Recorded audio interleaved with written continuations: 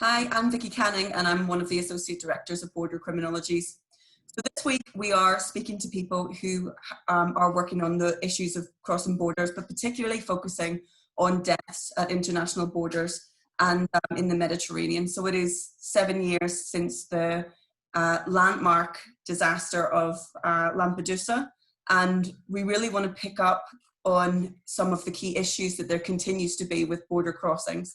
So, and in particular, how states are responding. So whenever there isn't, for example, rescue missions, what is happening with regard to militarization of borders.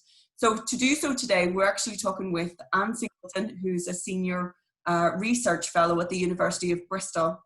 Anne has also done a lot of work advising with the IOM and particularly on the Missing Migrants Project. She's co-editor of two of the Fatal Journeys,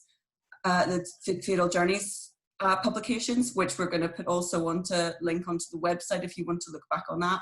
And then also Yasha Maccanico, who's a journalist and a researcher with the University of Bristol, but also with State Watch for over 20 years. And he's done a lot of work around focusing on Libya and the implications of Libya as a SAR zone. So I'm going to start with, first of all, asking Anne, one of the key issues for us in terms of how we respond, or how states and the EU respond, is how we evidence the numbers of people dying at borders and also the implications of these deaths. And I know you've done so much work around this. If you can outline what work you've done recently. Yes, thanks. So I can say something about what is known and what isn't known. So we know that at a minimum, 1,861 people have died during migration journeys in 2020. That's up to the 24th of September this year. Of those people, 621 deaths were recorded in the Mediterranean area. So the Mediterranean represents a significant percentage of the known deaths globally. And part of the reason for this is that this is where there's more focus. It's also where there are more concentration of numbers of deaths. And it's also a place in which there is more public media attention and policy attention because of the concerns and the policy aims of the European Union. So when you say the policy aims of the European Union, what do you think that those aims are, and how are they being realised? Well, as have been reiterated in the Migration Pact that was announced last week, which is a renewal of continued aims to secure the external borders of the European Union and to ensure in the policymakers' terms in the European Union institutions and at the member states level that they want to minimise the number of what they call irregular crossings of borders. And the aim of these policies is that it will deter people from making crossings across the Mediterranean. In my view, and in the view of many other academics, this is a mistaken view that it misunderstands the reasons why people are travelling to Europe and what is an effective migration policy. So relying on border controls in themselves is not actually a very good, effective form of migration policy. And I think that sort of, I'm going to come back to you again, Anne, to pick up a little bit more about also, I want to think about who isn't considered in these in terms of the wider impacts on families, for example, which I know you also have a lot of experience of.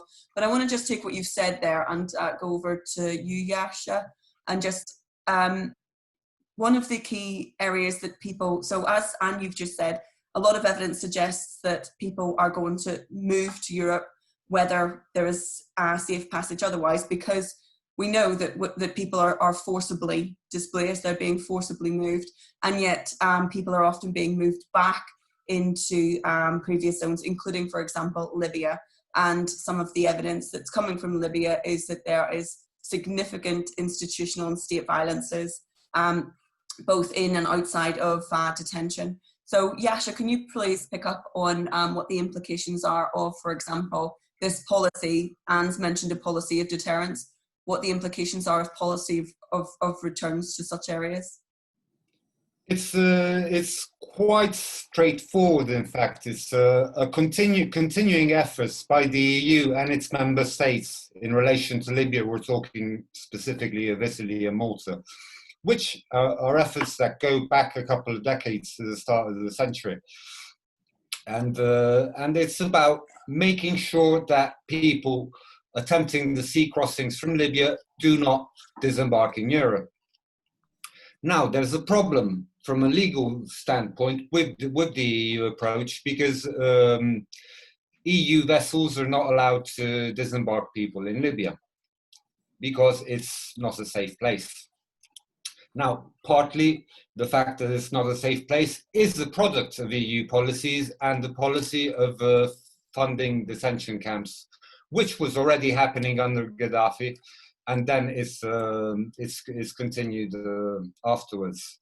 And we've had a series of agreements.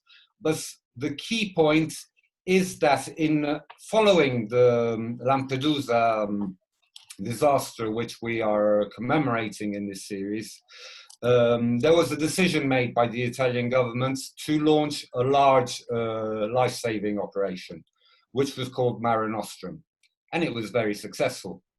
The problem being that from an EU standpoint, that was a big problem, because the people who were rescued would disembark in Europe. At the same time, as a form of protest against the EU model, which counted on blocking people in the first country of arrival, as well as saving people, Italy was not systematically fingerprinting them, which meant the people would be permanently attached to Italy in this case, or the country in which they arrive. So there was pressure, firstly, for Italy to discontinue its Mare Nostrum operation, which produced a response from NGOs. And it was the reason for which NGOs took to the sea, was that they saw that there was a deliberate attempt to ensure that people who left from Libya would either die at sea or be returned to Libya. And in order to have people return to Libya, the Libyan Coast Guard was developed. And that was through donations of maritime vessels from Italy to Libya. And there was the signing of a memorandum of understanding in 2017, which was then renewed at the start of this year in February. Despite evidence coming from Italian courts in particular, that what the detention centers in Libya amounted to was torture camps, detention camps where there was systematic human rights violations. And we've had several sentences that have certified that. So what happened was that the EU decided that it would withdraw its maritime assets, not undertake any more rescues in the Libyan, off the Libyan coast. And in order for that to be the case, because there were also sentences from the European Court of Human Rights, including the Clyffe against Italy sentence in 2012, that said that returning people to Libya was a violation of human rights. And that was reaffirmed recently in a sentence concerning Eritrean migrants who were handed over to the Libyan Coast Guard at sea around 10 years ago. So what's happened was that there was a need to establish a Libyan SAR zone in order for this withdrawal of maritime assets not being recognized as simply leaving people to die at sea who were in distress. And the Libyan SAR zone was, it became operative in mid-2018, but the withdrawal of of European and Italian in particular naval assets began earlier. So the problem being that the Libyan SAR zone does not hold from a theoretical point of view, because it does not have the equipment and technical capabilities. The Libyan Coast Guard lacks the assets and lacks the communication capabilities to coordinate operations. The Libyan Coast Guard's nature, its membership is problematic because traffickers have been documented as being part of the Libyan Coast Guard, including a famous case, which is Bija, who was a leader of the Libyan Coast Guard in Zuwara, and he was also on the UN Sanctions Committee, and some investigations by Italian Avvenire journalist Nello Scavo have certified the fact that here we have a joint membership of trafficking organizations, which these policies are supposedly trying to fight, and the Libyan Coast Guard. Their practices, because there's been violence at sea, violence against migrants, migrants jumping into the sea to try to escape being caught from the Libyan Coast Guard. We've had a case around Easter this year when the people who were rescued were disembarked in Libya, and then some of them tried to hide and they were shot by the Libyan Coast Guard after disembarkation.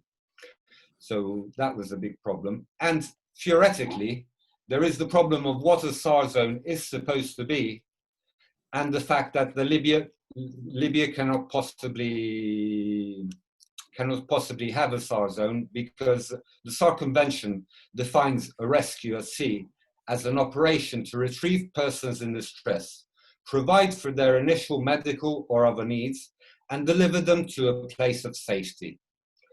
There is no place of safety for migrants in Libya, and that is certified, and even the Commission admits formally that the EU must not partake in any disembarkations in Libya, while at the same time, substantively, the EU is working to make that the only other outcome other than death at sea that can be envisaged.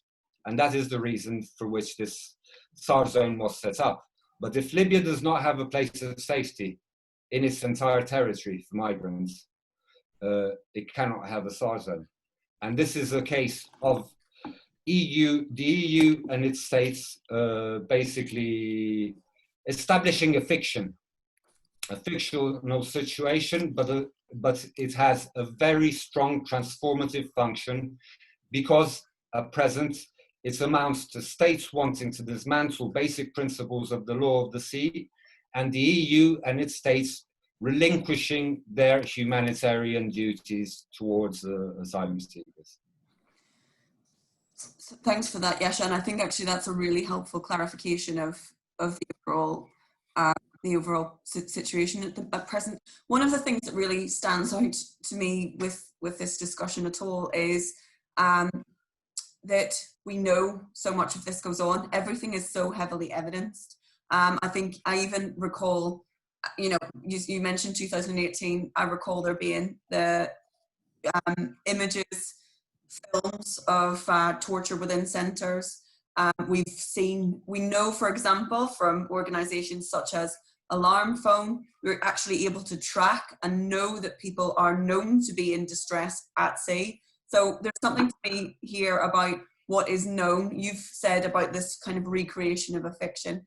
But so much of it is already there. We have it in imagery, we have it in evidence, and in the kind of work that Anne and her colleagues have done, we know what the actual implications are in terms of death at borders, and in this case, deaths in the Mediterranean. So I think there's just something to be said about the ways in which knowledge is still being denied. The things that we know are being denied or reconstructed, or on the other side, are being ignored. So whenever it comes to the point of not being able to ignore something, or not being able to deny something, then it becomes about how we find mechanisms to ignore it and to maybe place and disperse that responsibility across states. So I'm just wondering, so with that in mind, maybe Anne, do you want to pick up on why evidence is so important and what we should do going forward in terms of addressing deaths in the Mediterranean specifically?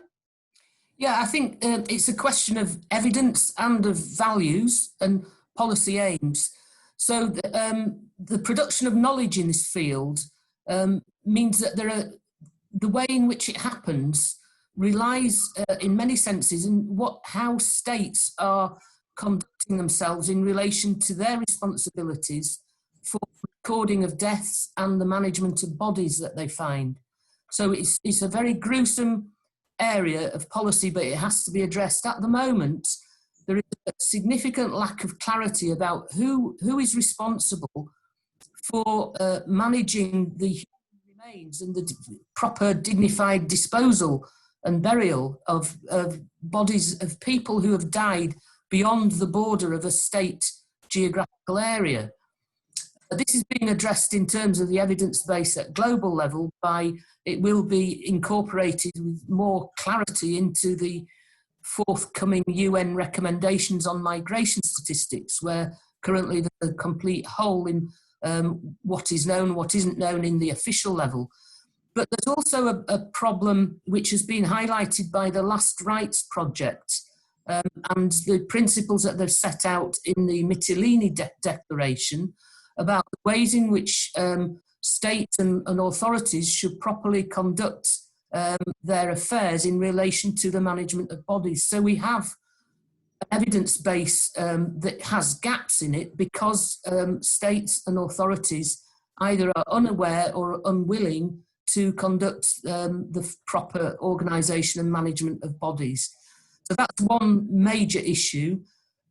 On the production of knowledge in this area, we rely to a great extent on the important work of journalists who could be named in many respects around this area. The work of Daniel Howden, of Sally Hayden, of people who Yasha's been working with, and he can name several more people working in that area. The academic work that has gone into researching what happens in the countries where people have left, what happens with their families, the people left in situations of ambiguous loss, the impact that has on generation after generation of missing members of their families, and the impact on countries where people return from journeys having lost their companions on the journey, having witnessed deaths, and the impact that this has on families and communities is completely unrecorded and not understood well by authorities, although there is obviously a great awareness amongst the families themselves and the communities. And so there's one way in which the Missing Migrants Project has tried to address this is by addressing what the needs of families are, and this has been in relation to improving the evidence base. But that's why we need qualitative research of the like that has been done by some of the projects funded by the UK research bodies, the ESRC funded work that Simon McMahon has recently written up with Nando Sigona, projects done on the MedMig project where they interviewed 500 people. That's some years ago, probably about 5 years ago now. So we need to put together all this evidence and we need to make sure that the experiences of people during migration are heard and listened to. And it's not a question of trying to put together information from so many different official sources without having the realities, the human realities being explained by people who've gone through them. And those research priorities should be determined by the people who've suffered from the effects of these policies. So it's a very complex area. The processes of knowledge production in this area also obviously dominated by the priorities of funding councils, of states, of the problems of NGOs and civil society trying to prioritise saving lives rather than obviously recording data, which is not the main purpose of going out to help people during these journeys. Mm. And there's a whole range of problems with this knowledge production. Mm. I think I'm also aware that you have a second meeting, but I think one of the things that comes together from both of the points that you've raised is actually that the human element of this, and it's so like it's quite out of the scope, I think, of the everyday imagination or recognition that when we're talking about deaths in the Mediterranean, we're talking about people losing their lives through these kind of violent uses of borders. Yasha, from what you've said as well, it's a reminder that that these are decisions that could be made otherwise, that these are, you've said, and policy aims. Yasha, you've outlined that it's about, you know, not having people disembark in the EU, and the alternative is that people die in the sea. And it's really clear from everything that you've both said that, and you've mentioned about families, the actual collateral damage of deaths in the Mediterranean is obviously the physical and the end of life for those people who are affected, but their whole communities, their whole families, people who are waiting to hear from them whenever they're home. And this is out of the kind of peripheral vision of even researchers, the public generally. I think the media as well. The interest in border-related deaths goes up and comes back down whenever there are high-profile cases, and then it's as if it doesn't exist. You've just highlighted just how many people have died crossing borders, and that's only from what we know, not even those that we don't know. So the collateral damage of these losses is just so substantial across emotional harms and community harms and things as well. Could I add something there? Yeah, go ahead. I think that we're focusing here in the discussion about the Mediterranean and deaths in the sea, but it's also thought that there are more deaths taking place on land, not necessarily at the border, but as a result of border policies. So, sorry, my power's running out there. So I've got to hold the wire over. So yes, so it's thought that there are many more deaths occurring on land which are never discovered, and that happening within borders, within regions, may never be discovered, but it's known that people never come back. It may not be, the focus on the Mediterranean is very important, but we shouldn't forget where all the other deaths are taking place as well. Mm. And I think this relates also to detention-related deaths and self-inflicted deaths that often go completely out of the knowledge base of border-related deaths or violence. Yash, do you have anything else that you want to add to everything that we've said? Well, yes, it's as if there's an archipelago of violence and dehumanization of people that goes by the name of migration policy. It seems like externalization is a term that is often used also in the new EU Migration and Asylum Pact. And effectively, it has been for 20 plus years a matter of paying and equipping third countries to kind of abuse foreigners in their territory fairly directly. That goes against the EU's values and the human rights strategies, and they are actually actively encouraging the violation of the human rights. Now, there was in around 2018, there was much joy from the Commission about them having lowered the number of arrivals by sea to Greece and to Italy.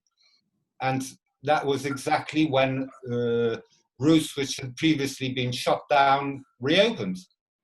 As always happens, it's been happening for nearly 30 years. So you have the Spanish route reopened from northern Morocco to Andalusia and southern Spain.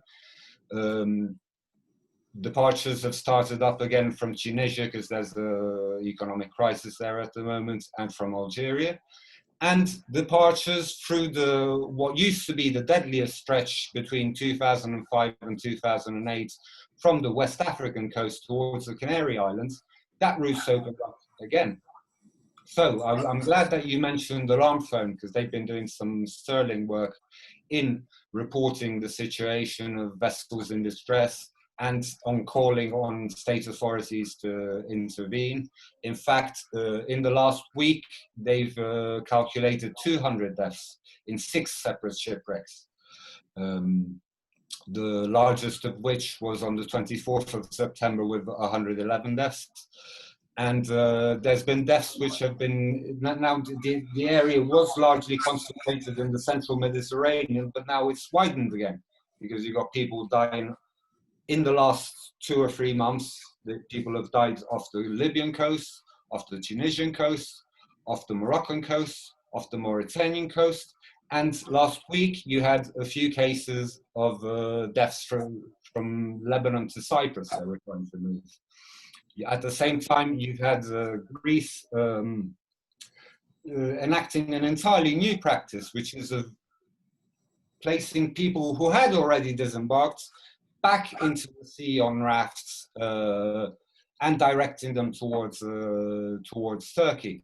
So it's just a catalogue of abuses that are taking place, and the abuses on migrants have now extended to abuses against people who are rescuing them, because the fact of keeping boats at sea for weeks and even months in one case, because there was a masked private vessel, and private vessels also have a duty to rescue people at sea. Any vessel that's at sea has a duty to rescue in cases involving people in distress, and they are being punished for doing so.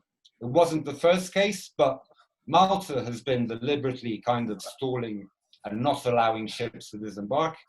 Italy has been doing the same, and in particular in the periods straddling 2018 and 2019, it became deliberate government policy, and former Interior Minister Salvini is now about to face trial, or at least the trial proceedings are beginning. Then one wonders whether it's going to arrive to court or not, about obstructing the disembarkment of people who had been rescued. But at the same time, states have been using the coronavirus to intensify these policies. There have been, among the deaths that there have been, at least since Easter, several cases have involved omission of rescue. They have been informed repeatedly, constantly, by the civil fleet, because now there's a whole, that's the positive thing that's emerging from this situation, is that civil society is not standing by, and they are equipping their own boats to go save people who the EU and its member states have decided should drown. I'm sorry to put it so bluntly, but I'd like to be able to say something else. And at the moment, ships are blocked. By Italy, there's 4 rescue vessels that have been blocked on spurious grounds, including having too many life vests on board, etc. And yesterday, 2 people were not allowed to board a rescue vessel that was going out because they were doctors, etc. And that was evidence that they were systematically undertaking activities that counteracted migration laws, because that's the way that they have been justifying the fact of leaving people to die. One particularly disgusting incident was a corpse that was floating in a dinghy of a dead man, which Moonbird, an NGO vessel which has been monitoring the sea from the sky, found, and it was left to rot for 2 weeks, when some time ago that wouldn't have been the case, even if it had been an animal. So that's something that's. But to return to the point about evidence, now the efforts that are being made by states to prevent evidence from coming out is remarkable. It's remarkable because in order, they developed the Libyan Coast Guard and established the Libyan SAR zone to relinquish responsibilities. But at the same time, because there are several distress calls which are not being attended until the Libyans react, and the Libyans sometimes say they don't have the capabilities to react, and sometimes it takes 5 days or a week, people die in the meantime, in the time when, before 2015, Coast Guard vessels of either of Italy or of Malta would have intervened. They're not doing that anymore. So you have clear evidence there, which is linking the distress calls and the calls on member states to intervene to the fact that they don't intervene and then people die. That means Yasha, that there I've is seen Anne's hand up. Sorry, I've seen Anne's hand up. I think Anne wants to also make a comment because I'm aware we're going to have to close soon. Yeah.